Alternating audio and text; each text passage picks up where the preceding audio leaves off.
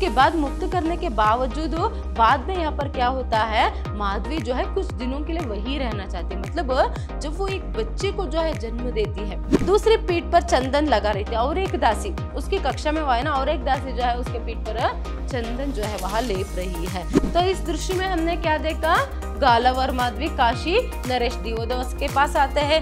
दिवोदास जो है पर अपनी बढ़ाई खुद करता है, विदूषक भी उसमें उसका साथ देता है।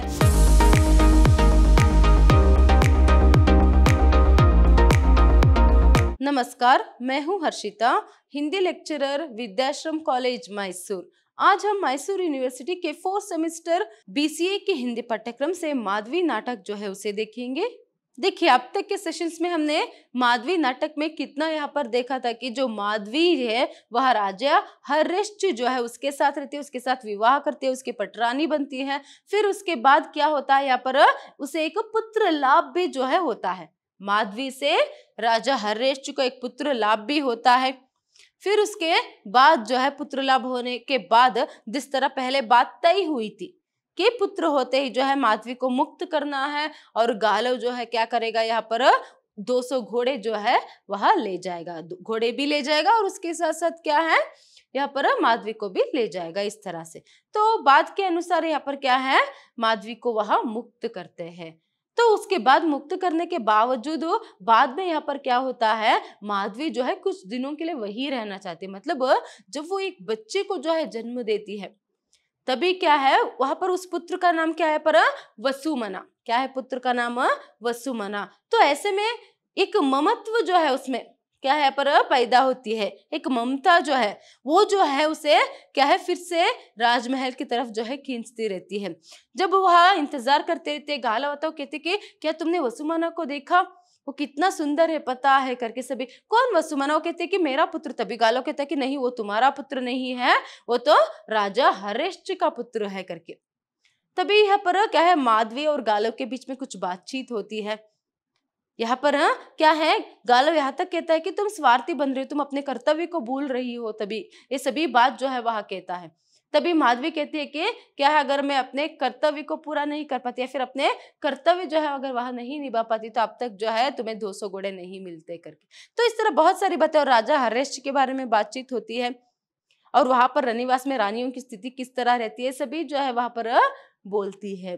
तो इतना बहुत कुछ बहस जो है यहाँ पर उन दोनों में होता है। फिर उसके बाद मंत्री आता है और आकर क्या करता है, चाहे तो रानी कुछ दिनों के लिए रुक सकती है करके।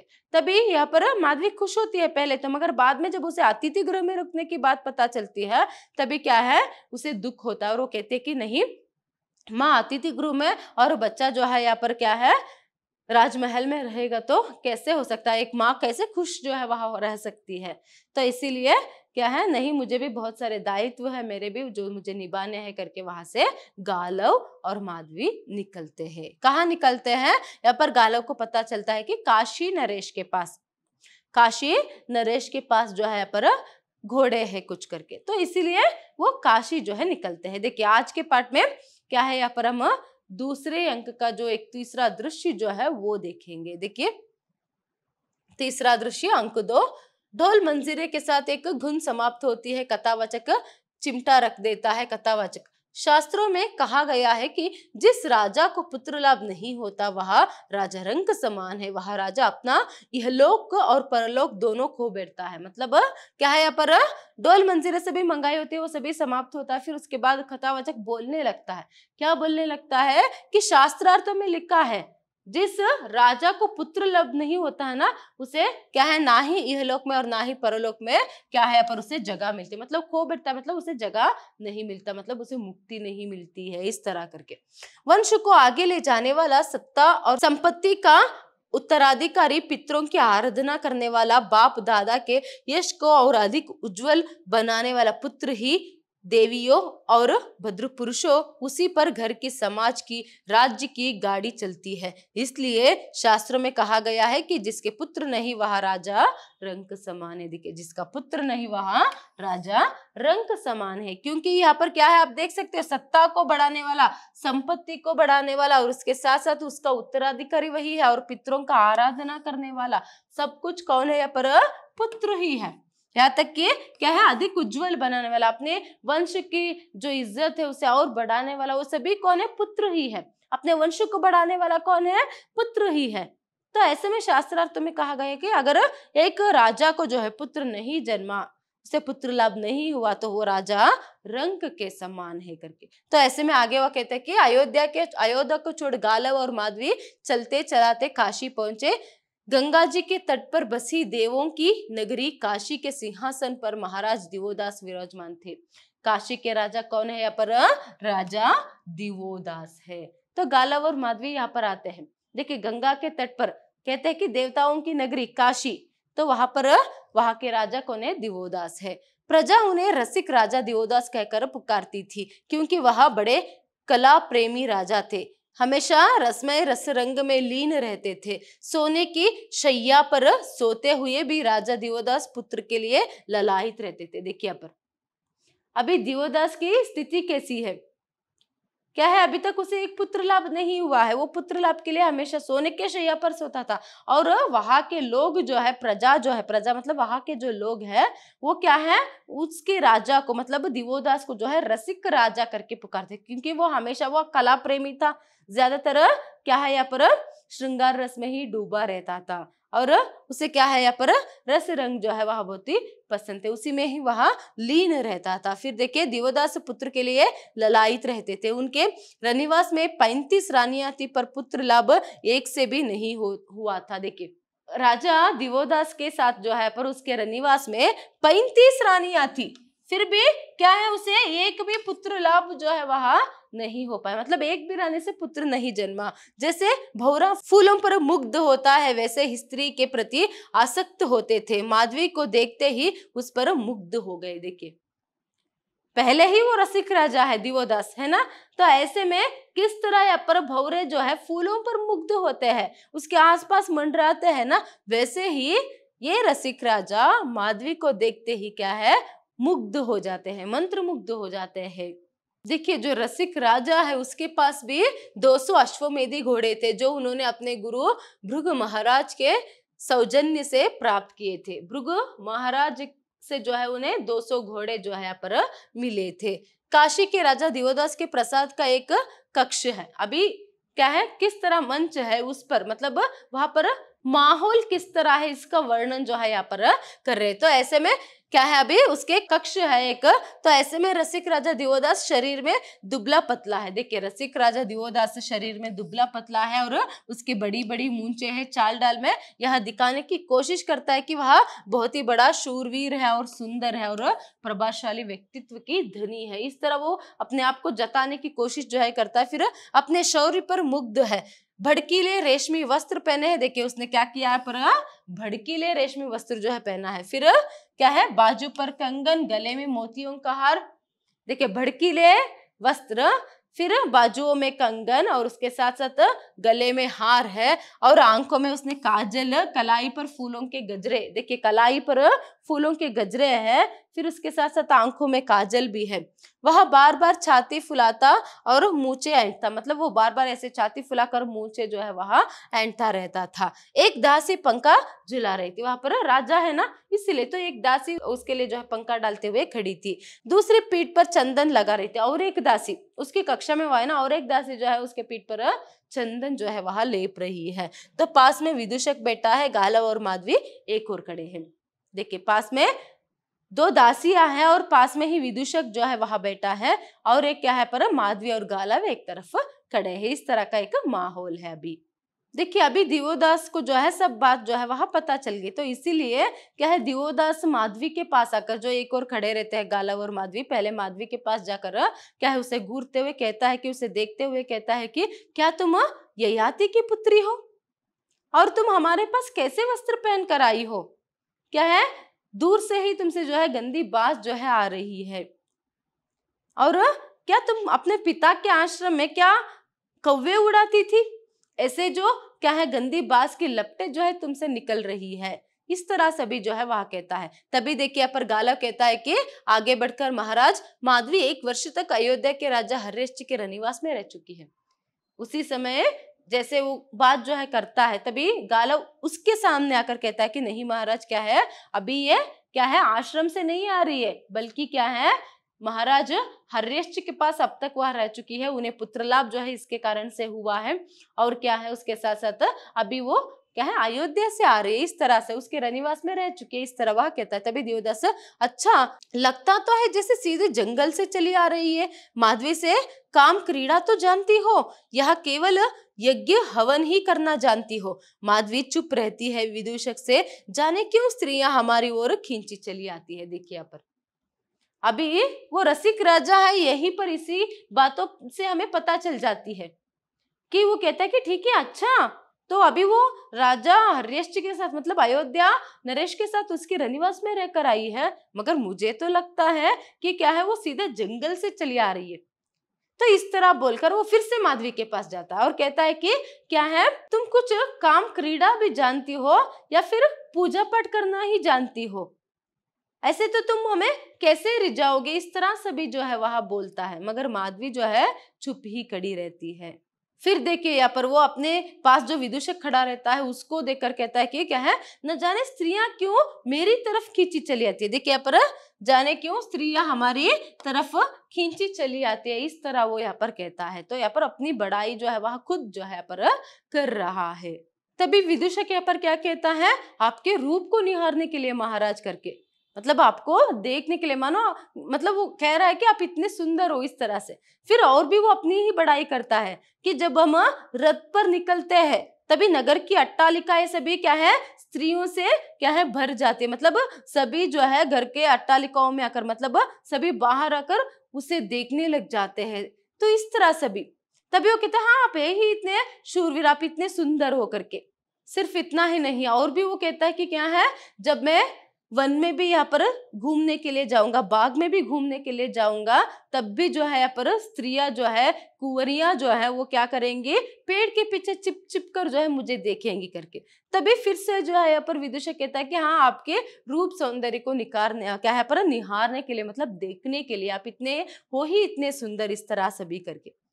तो यहाँ पर देखिए, आप देख सकते हो कि जो दिवोदास है, राजा है, वो अपनी बड़ाई खुद जो है वहां कर रहा है, और उसके हामी कौन बन रहा है पर, और उसका क्या है यहाँ पर बड़ाई जो है कौन कर रहा है उसके साथ, उसका विदूषक। तो माधवी गाला वहीं पर खड़े हैं। फिर से यहाँ पर क्या है, वो माधवी को देखकर कहता है कि तुम भी मेरी तरफ ऐसे ही खींची चली आई हो, इस तरह सभी वहां कहता है। देखिए ऐसे बोलते बोलते फिर से जो है वो यहाँ पर माधवी से प्रश्न करता है, क्या तुम काम क्रीड़ा जानती हो करके।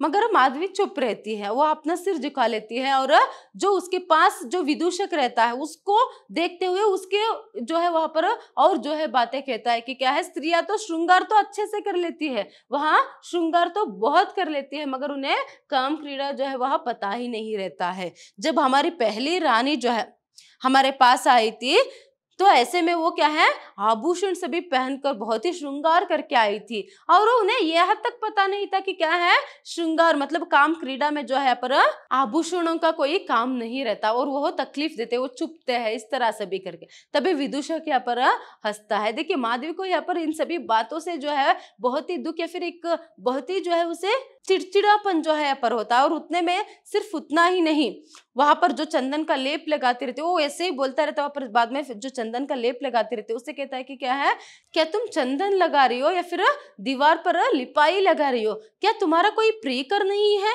क्या तुमने कभी अपने प्रियकर को या फिर प्रियतम को जो है पर चंदन का लेप नहीं लगाया, ठीक से लगाओ, प्यार से लगाओ, इस तरह से भी वह कहता है। और इन सभी शब्दों में अब तक उसने जो भी बात बताई उसमें उसकी रसिकता जो है कितनी है, और क्या है उसको काम क्रीड़ा में कितनी रुचि है, वो सभी जो है इन्हीं बातों से यहाँ पर पता चलती है। तभी देखिए पर विदूषक क्या कहता है कि चंदन का लेप स्त्रियां लगाती है राजन, पुरुष नहीं लगाते, पुरुषों में तो केवल आप ही लगाते हैं।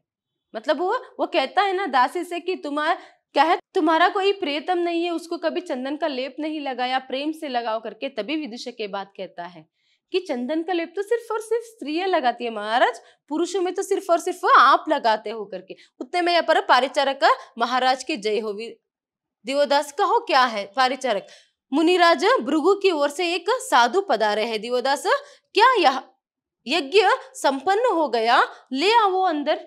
मतलब ये बातें सभी चलती रहती है। इतने में कोई एक सेवक आता है और भृगु महाराज की तरफ से कोई सेवक जो मतलब कोई पधारे है करके यहाँ पर कहता है, तो हाँ तो ठीक है, मतलब लगता है कि यज्ञ क्या है यहाँ पर पूर्ण हो गया है, तो उन्हें अंदर भेजो, इस तरह से भी यहाँ पर वहां कहता है।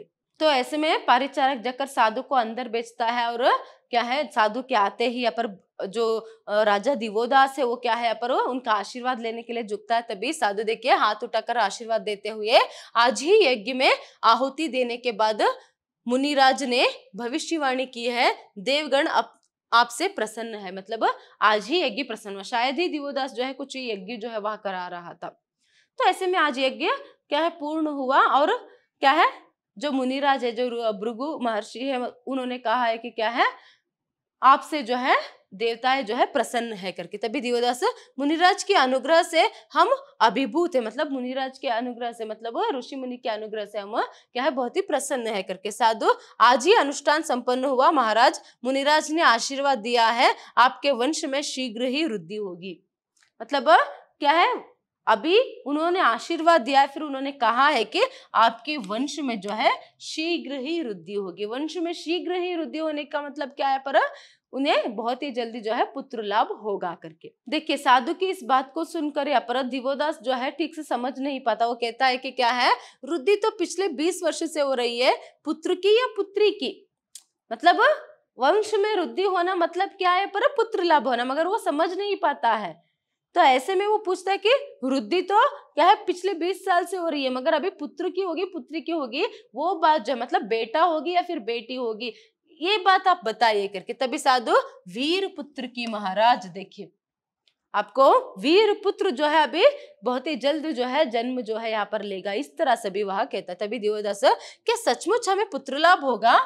हाँ महाराज, मतलब सच में हमें पुत्र लाभ होगा क्या करके। तभी क्योंकि अभी तक तो उसे पुत्र लाभ जो है वहां नहीं हुआ है 20 साल से। देखिए फिर दिवोदास भाग्य बली है, जिस स्त्री से हमें पुत्र लाभ होगा वहां पहले ही हमारे सामने प्रेम की झोली फैलाए खड़ी है। देखिए यहाँ पर अभी साधु के कहने पर वो क्या करता है, ठीक है भाग्य जो है शायद क्या है हम पर अभी कृपा दिखा रहा है, और जो स्त्री जो है हमें पुत्र लाभ देगी वो हमारे सामने प्रेम की झोली फैलाए खड़ी है। किस तरह यहाँ पर वो कह रहा है। फिर क्या सचमुच 17 बेटियों के बाद हमारे यहाँ बेटा होगा? देखिए अब तक 20 साल से क्या है यहाँ पर 35 रानियों से 17 बेटियां जो है अभी उसके यहाँ है, 17 बेटियां हुई है मगर एक भी पुत्र नहीं। तो इसीलिए वो कह रहा है कि 17 बेटियों के बाद सच में हमें पुत्र लाभ होगा क्या करके, फिर से वो कंफर्म करने के लिए पूछता है। तभी साधु देखिए पर हामी भरते हुए, हाँ वही वीर पुत्र आपके शत्रुओं का नाश करेगा, मतलब आपके शत्रुओं का नाश करने वाला वीर पुत्र जो है जन्म लेने वाला है करके। दिवोदास वह हमारे शत्रुओं का नाश करेगा, पर उसे तो बड़ा होने में वर्षों लग जाएंगे, और शत्रु तो हमारे यहाँ बेटा होगा, मतलब अभी यहाँ पर ये लगता है कि अभी उसे बहुत सारे शत्रुएं हैं।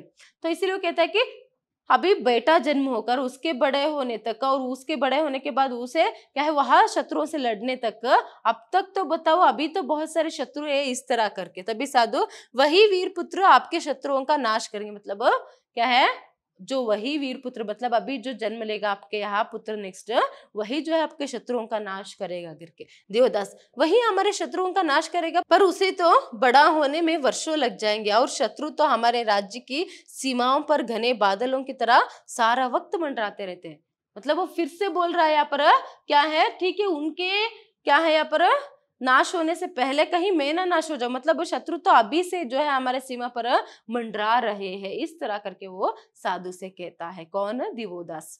तभी देखिए यहाँ पर साधु कहते हैं कि गुरु महाराज इसके लिए भी कोई अनुष्ठान करेंगे। इधर सामने वो युवक गालव आगे बढ़ जाता है, तुमने सुन लिया भृगु महाराज का संदेश? गालव सुन लिया महाराज। देखिए तभी साधु क्या कहता है यहाँ पर, ठीक है उसके लिए भी कोई क्या है पर पूजा जो है हवन जो है वहां करेंगे, कुछ अनुष्ठान करेंगे ताकि शत्रुओं का भय जो है आपको ना रहे। तो ऐसे में यहाँ पर इतना कहकर साधु वहां से चले जाते हैं। फिर जो दिवोदास है वो क्या करता है यहाँ पर गालव को बुलाता है, उसके समीप जाकर वो कहता है कि क्या है सुन लिया अभी क्या है गुरु महाराज का संदेश? तभी गालव कहता है कि हाँ महाराज करके। फिर देखिए यहाँ पर दिवोदास, हम इस युवती को अपने रनिवास में रखेंगे, पुत्र लाभ होने पर हम तुम्हें अश्वमेधी घोड़े दे देंगे, 200 घोड़े, एक कम ना एक ज्यादा, और इस भीलनी को भी मुक्त कर देंगे। पर यदि पुत्र ना हुआ और 18वीं बेटी हुई तो हम तुम दोनों को काल कोठरी में बंद कर देंगे। माधवी को सिर से पांव तक देखकर बांदी से इसे ले जाओ। माधवी से वन कन्या जाओ, स्नान करो और 16 श्रृंगार करके आओ और आभूषण पहनकर मत आना। दबी आवाज में इन्हें अच्छे अच्छे वस्त्र भी हमें ही जुटाने पड़ते हैं। बांदी के साथ माधवी का प्रस्थान। शीशे में चेहरे देखकर मूंछ सहलाते हुए अब देखें गुरु महाराज ब्रुक के अनुष्ठान का प्रभाव। देखिए यहाँ पर अभी क्या है, एक तो यहाँ पर साधु से भी जब बात कंफर्म होती है कि पुत्र लाभ होगा तभी उसे लगता है कि और क्या है, माधवी से ही जो है उसे पुत्र लाभ होगा करके कंफर्म होने पर यहाँ पर क्या करता है, माधवी को जो है वहां बांदी को बुलाकर अंदर ले जाने के लिए कहता है। उससे पहले जो है दिवोदास गालव से कहता है, देखो ठीक है, अभी हम इस भीली को हमारे पास रखेंगे, जब हमें पुत्र लाभ होगा तब हम तुम्हें 200 घोड़े देंगे, ना ही एक ज्यादा ना ही एक कम। अगर बाद में पुत्र लाभ नहीं हुआ फिर 18वीं मतलब क्या है, अगर बाद में फिर से इससे भी मुझे पुत्री ही जन्मी तो हम क्या करेंगे, तुम दोनों को भी क्या करेंगे, काल कोठरी में बंद करेंगे करके। फिर इसके बाद क्या करता है पर, ठीक है, माधवी को ले जाने के लिए बांदी को बुलाता है। फिर माधवी को ले जाते समय बांदी जो रहते हैं उन्हें यहाँ पर क्या है, कहता है कि अभी इसे क्या है, इस भीलनी को जो है, देखिए अभी भी वो भीलनी करके ही बुला रहा है, अभी इस भीलनी को जो है अच्छे से स्नान करा कर उसको जो है 16 श्रृंगार करा के मेरे पास लाइएगा करके। और माधवी से भी कहते हैं कि क्या है, मगर तुम आभूषण मत पहन कर आना, श्रृंगार करके आना, मगर आभूषण जो है मत पहन कर आना करके। फिर ऐसे में दबी दबी आवाज में फिर से विदूषक से कहता है कि देखो इन लोगों को वस्त्र भी अभी हमें ही जुटाने पड़ेंगे करके। तो इस तरह से भी जो है यहाँ पर दिवोदास जो है माधवी के बारे में बोलता है। तभी माधवी को कितना दुख हुआ होगा, जैसे बार बार जो है वो भील नहीं कह रहा है, गंदी बदबू आती है, तो इस तरह से भी, और बार बार किस तरह तुम्हें वो पता है क्या, काम क्रीड़ा पता है क्या, इस तरह से भी जैसे खुलकर बात कर रहा है। तो माधवी को मन ही मन बहुत ही जो है संकट जो है यहाँ पर होता है, कष्ट होता है। फिर भी वो सब कुछ सहती है। क्यों सहती है? सिर्फ और सिर्फ गालव के लिए, और उसके साथ साथ उसकी जो जिम्मेदारी है, उसका कर्तव्य क्या है, अभी गालव के लिए क्या है यहाँ पर, जो गुरु दक्षिणा है उसे जुटाना है। तो ऐसे में उसकी सहायता करनी है, तो अपने कर्तव्य के लिए वो चुप रहती है, सहती है। फिर बांदिया जो है माधवी को अंदर ले जाते हैं। फिर उसके बाद जो है शीशे में अपना चेहरा देखकर अपने मूंछ को जो है ऐसे सहलाते हुए वो कहता है कि अभी देखेंगे क्या है, भृगु महाराज जो है उनके जो अनुष्ठान का जो प्रभाव है कैसा रहेगा, देखेंगे करके। तो इतने में यहाँ पर पर्दा जो है गिर जाता है, मतलब जो तीसरा दृश्य है वहां संपूर्ण होता है। तो इस दृश्य में हमने क्या देखा, गालव और माधवी काशी नरेश दिवोदास के पास आते हैं। दिवोदास जो है पर अपनी बढ़ाई खुद करता है, विदूषक भी उसमें उसका साथ देता है, और उसकी रसिकता जो है उसमें कितनी है इसका प्रदर्शन यहाँ पर होता है उसकी बातों के जरिए। फिर उसके बाद क्या है, वहां माधवी को रख लेता है, और ये एक गालव को जो है वहां पर एक वार्निंग देता है कि अगर नहीं हुआ पुत्र लाभ तो हम तुम्हें कारागृह में डालेंगे करके। मगर गालव जी ठीक है करके वहां से चला जाता है, क्योंकि उसे पता होता है कि अभी उन्हें पुत्र लाभ तो जरूर होगा करके। तो इतना जो है यहाँ पर फिर से माधवी जो है क्या है, और एक राजा के पास और एक पुत्र लाभ जो है उसे कराने के लिए वहां उसके रनिवास में रहती है। आज के लिए इतना ही, आगे क्या होगा जो है हम नेक्स्ट सेशन में देखेंगे। धन्यवाद।